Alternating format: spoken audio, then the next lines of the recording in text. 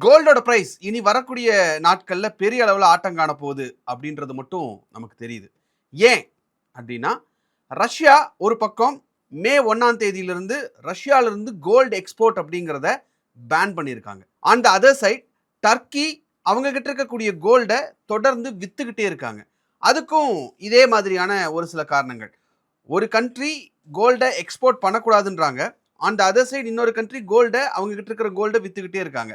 இதையெல்லாம் தாண்டி மற்ற கண்ட்ரிகள் எனர்ஜிக்காக அவங்க கிட்ட இருக்கக்கூடிய கோல்டை வித்துட்டு இருக்கிறத நம்ம பார்க்குறோம். இப்போ நீங்கள் இந்த வீடியோ பார்க்கக்கூடிய சுச்சுவேஷனில் கார்க் ஐலாண்டில் என்ன நடந்துட்டு இருக்கு, ஈரானில் அமெரிக்கன் ஃபோர்ஸஸ் உடைய அந்த தாக்குதல் எந்த அளவுக்கு இருக்கு, இல்லை ஈரானில் இதை தாக்கு பிடிச்சிட்டாங்களா அப்படிங்கிற செய்தி உங்களுக்கு தெரிஞ்சிருக்கும்னு நினைக்கிறேன்.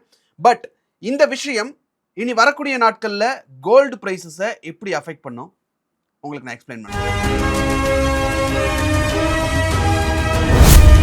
வணக்கம் நேர்களே.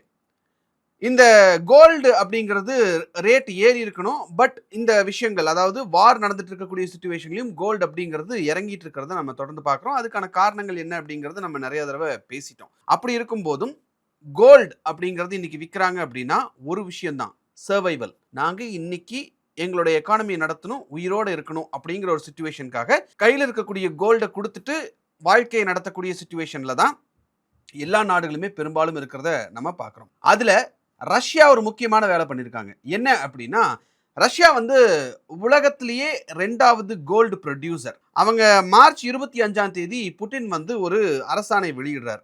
மே 1ஆம் தேதியிலிருந்து ரஷ்யாவிலிருந்து வெளியில கோல்டு எடுத்துட்டு போறது அப்படிங்கிறது 100 கிராம்ஸுக்கு மேல யாரும் எடுத்துட்டு போகக்கூடாது அப்படின்னு ஒரு ரூல் நடைமுறைக்கு மே 1ஆம் தேதியிலிருந்து வருது. ஸோ யார் யாரெல்லாம் இதை பண்ணலாம்? எல்லாருமே இதை செஞ்சாகணும். இண்டிவிஜுவல்ஸ், தனிநபராக இருந்தாலும் அவங்களுக்கு அதே தான், கம்பெனிகளாக இருந்தாலும் அதே தான், ஆண்டர்பிரனர்ஸ், நீங்கள் யாராக இருந்தாலும் அதிகபட்சம் ரஷ்யாவை விட்டு போகிறீங்க, கோல்டு கையில் எடுத்துகிட்டு போகிறீங்க அப்படின்னா வெறும் 100 கிராம் மட்டும்தான் எடுத்துட்டு போக முடியும் அப்படிங்கிறது புட்டின் கொண்டு வந்திருக்கக்கூடிய ரூல்ல முக்கியமான விஷயம். ஸோ 100 கிராம்ஸ் அப்படிங்கிறது இன்னைய தேதிக்கு பார்த்தீங்கன்னா அப்ராக்சிமேட்லி ஒரு $14,000 அப்படின்னு வச்சுக்கலாம். ரஷ்யா ஏன் இந்த முடிவு எடுத்திருக்காங்க அப்படின்னு பார்த்தா, இப்போ சாங்ஷன்ஸ் அதிகமாக இருந்துகிட்டே இருக்கு, அவங்களுக்கு வார் நடந்துகிட்டு இருக்கு, உக்ரைன் வார் மாதிரியான விஷயங்கள் நடந்துகிட்டே இருக்கு, அதுக்கு பணம் வேணும். டாலர் ஆக்சஸ் அப்படிங்கிறது குறைஞ்சிக்கிட்டே இருக்கு ரஷ்யாவை பொறுத்த வரைக்கும், வெப்பன்ஸ் வாங்கணும். ஸோ கோல்டு தான் அவங்களுடைய டொமஸ்டிக் ஃபினான்ஷியல் சிஸ்டம்ல ஒரு கிரிட்டிக்கல் ரோலை பிளே பண்ணுது. இதுல 2 விஷயம் நடக்கிறதுக்கு வாய்ப்பு இருக்கு. என்ன? நிறைய கோல்டு வச்சிருந்தோம் அப்படின்னா, இப்போ ஃபார் எக்ஸாம்பிள் என்கிட்ட ஒரு 2 கிலோ கோல்டு இருக்குன்னு வச்சுக்கோங்களேன், கோல்டு விற்க கூடாதுன்னு ஒரு பக்கம் சொல்லிட்டாங்க, வார் அப்படிங்கிறது ஒரு பக்கம் நடந்துகிட்டு இருக்கு அப்படின்னா நான் என்ன பண்ணுவேன்? 100 கிராம் கோல்டோ இல்லை 200 கிராம் கோல்டோ அதை வச்சுட்டு மிச்சம் இருக்கிற 1.5 கிலோ கோல்டை கொண்டு போய் மார்க்கெட்டில் விற்க ஆரம்பிப்பேன். ஸோ மே 1ஆம் தேதிக்கு முன்னாடி மார்க்கெட்டுக்கு கோல்டோட ஃப்ளோ அப்படிங்கிறது ரொம்ப அதிகமாக இருக்கும்னு எதிர்பார்க்கப்படுது. ஸோ மார்க்கெட்டில் அதிகமாக கோல்டு வந்து சேல்க்கு வருது அப்படின்னா ஆப்வியஸாக கோல்டோட ப்ரைஸ் குறையிறதுக்கான வாய்ப்புகள் ரொம்ப அதிகம். அதே சமயம் மே 1ஆம் தேதிக்கு மேலே கோல்டு ஸ்டெபிளைஸ் ஆகி மறுபடியும் கோல்டு ரேட் ஏறுறதுக்கான வாய்ப்புகள் ரொம்ப அதிகம். காரணம் என்ன அப்படின்னா, ரஷ்யா தான் செகண்ட் லார்ஜஸ்ட் கோல்டு ப்ரொடியூசர் அப்படிங்கிறதுனால ஓவரால் கோல்டு மார்க்கெட்ல இருந்து ரஷ்யான்ற ஒரு மேஜர் பிளேயர் வெளியே வர்றாங்க, which is they are out of the game. அவங்க கிட்ட இருந்து இனிமேல் கோல்டு வெளியே வராது அப்படிங்கிற ஒரு சிச்சுவேஷன்ல அந்த கோல்டு சப்ளை அப்படிங்கிறது ஒரு பாயிண்ட்ல டைட் ஆகும். ஸோ ஷார்ட் டேர்ம்ல கோல்டோட பிரைஸ் விழுந்தாலும் லாங் டேர்ம்ல ஏறுறதுக்கு தான் வாய்ப்புகள் இந்த போரை பொறுத்த வரைக்கும் அப்படின்னு பார்த்தா இருக்குன்னு நம்ம புரிஞ்சுக்கலாம். 2வது டர்க்கி. இப்போ அவங்க வந்து அவங்களுக்கு இருக்கக்கூடிய எனர்ஜி கிரைசிஸை டேக்கிள் பண்றதுக்கு அவங்க கிட்ட இருக்கக்கூடிய கோல்டை தொடர்ந்து வித்துக்கிட்டே இருக்காங்க. அவங்க தான் வந்து உலகத்தினுடைய 10th லார்ஜஸ்ட் கோல்டு ஹோல்டர் அப்படின்னு சொல்லலாம்.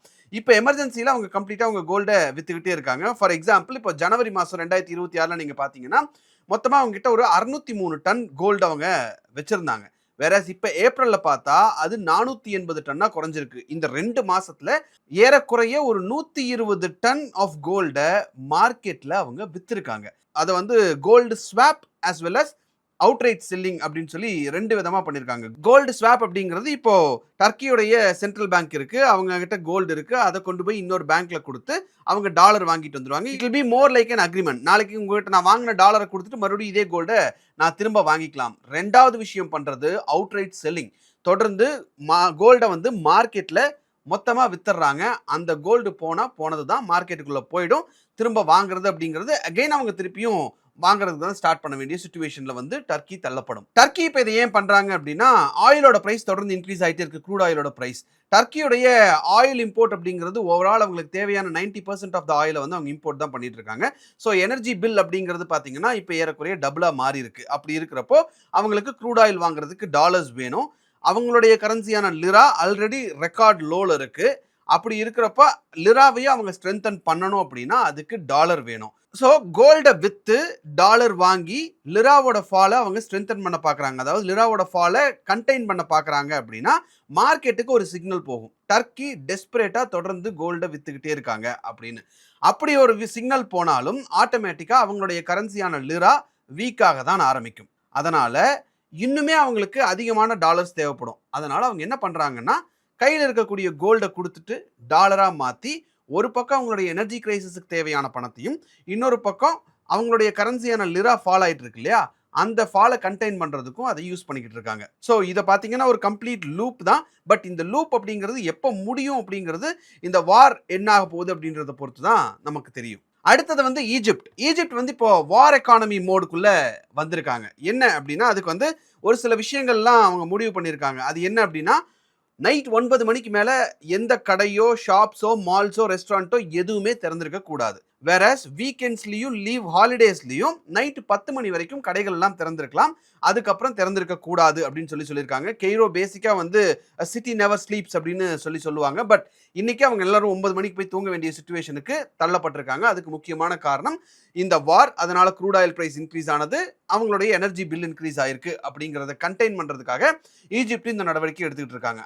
அடுத்தது முக்கியமான விஷயம் என்னன்னா ஸ்ட்ரீட் லைட்ஸ் எல்லாம் எதுவும் பெருசா எரியக்கூடாது. ரோட் சைடில் இருக்கக்கூடிய எல்லா லைட்ஸும், கவர்மெண்ட் பில்டிங்ஸ்ல இருக்கக்கூடிய லைட்ஸ் எல்லாத்தையும் சாயந்தரம் 6 மணிக்கு மேல ஆஃப் பண்ணிடணும்.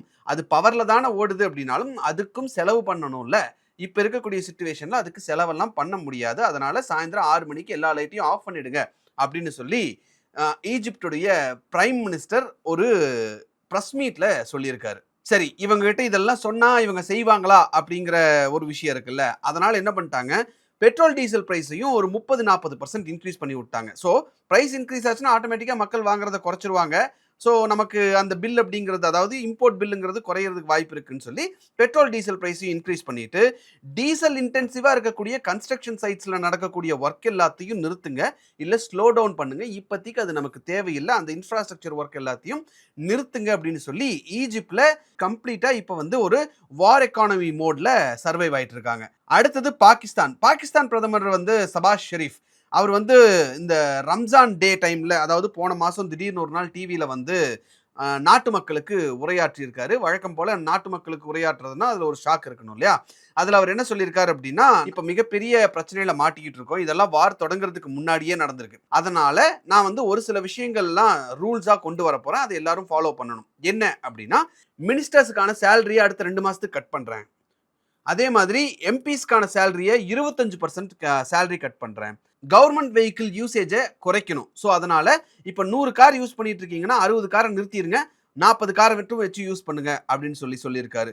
ஃபியூவலுடைய யூசேஜை 50% குறைக்கணும் அப்படின்னு சொல்லியிருக்காரு. ஃபாரின் டிராவல் எல்லாத்தையும் கம்ப்ளீட்டாக பேன் பண்ணுறேன், அதனால இந்த நடவடிக்கையெல்லாம் கொண்டு வரேன் அப்படின்னு சொல்லி அவர் ஒரு நேஷனல் டிவியில் பேசிட்டு இருக்காரு. சரி, இதோட முடிஞ்சிருமா அப்படின்னு பார்த்தா இல்லை.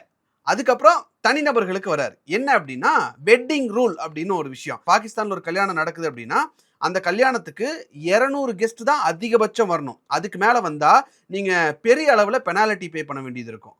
அதோட முடிஞ்சதா அப்படின்னு கேட்டா அதுவும் கிடையாது.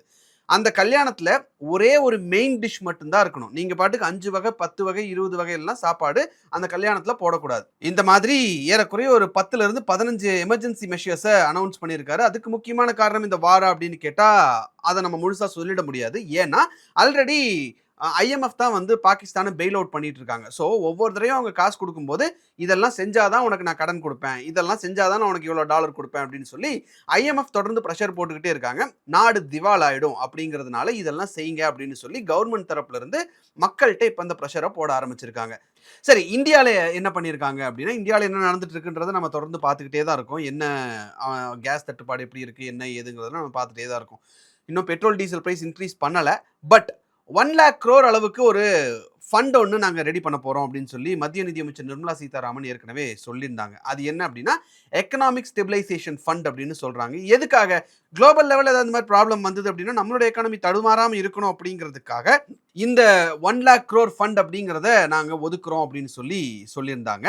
இந்த ஸ்டெபிலைசேஷன் ஃபண்ட் அப்படிங்கிறது கிரியேட் பண்ணி இது ஒரு லாங் டேர்ம் பஃபராக வச்சுருப்போம் அப்படின்றதையும் அவங்க சொல்லியிருந்தாங்க. பட் நமக்கு தெரிய வேண்டிய ஒரு விஷயம், உலகத்தில் எல்லா இடங்கள்லையும் பெட்ரோல் டீசல் ப்ரைஸ் இன்க்ரீஸ் ஆகிருக்கிறப்ப இங்கே பெட்ரோல் டீசல் ப்ரைஸ் இன்க்ரீஸ் ஆகிடுமோ அப்படிங்கிற ஒரு பயம் தொடர்ந்து எல்லாத்தோட மனசுலையும் இருந்துகிட்டே இருக்குது. ஒன்று இன்க்ரீஸ் ஆகும்னு சொல்லுங்கள், இல்லை ஆகாதுன்னு சொல்லுங்கள். எந்த பதிலுமே இல்லாமல் இருக்கிறது தினமும் ஒரு பயத்தை கிரியேட் பண்ணிக்கிட்டே தான் இருக்குது. எப்பயுமே எல்லாருமே டேங்கை ஃபில் பண்ணி வச்சுக்கிட்டே இருக்கிற சுச்சுவேஷன் தான் பார்க்குறோம். ஏன்னா திடீர்னு நாளைக்கு பெட்ரோல் டீசல் ப்ரைஸ் இன்க்ரீஸ் பண்ணிட்டா என்ன பண்ணுறது அப்படிங்கிறதுக்காக பெரும்பாலான மக்கள் டேங்கை ஃபில் பண்ணி வச்சுக்கிட்டே போகிறது தான் நிறைய இடங்கள்ல இப்போ நம்ம இங்கே இந்தியாவை பொறுத்த வரைக்கும் பார்க்க முடியுது. ஸோ நடக்கிறது ஒரு வார், ஆனால் ஒவ்வொரு நாடும் ஒவ்வொரு மாதிரியான ஒரு கஷ்டத்தை இன்னைக்கு அனுபவிச்சுட்டு இருக்காங்க அப்படிங்கிறத மறுக்கிறதுக்கு இல்லை. நீங்கள் ஏதாவது ஒரு கண்ட்ரியை பற்றி இந்த மாதிரி அவங்க கஷ்டப்பட்டுட்டு இருக்காங்க, இந்த வார் வந்ததுனால இந்த மாதிரியான ப்ராப்ளம் அவங்க ஃபேஸ் பண்ணிட்டு இருக்காங்கன்ற மாதிரியான நியூஸஸ் எங்கேயாவது படிச்சிருந்தீங்க அப்படின்னா நீங்கள் இதில் கமெண்ட் பண்ணுங்கள். இந்த வீடியோ உங்களுக்கு பிடிச்சிருந்தா இந்த வீடியோவை லைக் பண்ணுங்கள், ஷேர் பண்ணுங்கள், கமெண்ட் பண்ணுங்கள், சப்ஸ்கிரைப் பண்ணுங்கள். மறக்காமல் school students and college students உங்களுக்கு தெரிஞ்சவங்க இருந்தால் அவங்களுக்கும் ஷேர் பண்ணி அவங்களையும் இந்த வீடியோவை பார்க்க சொல்லுங்கள். Because let them know what is happening in the world. Thank you.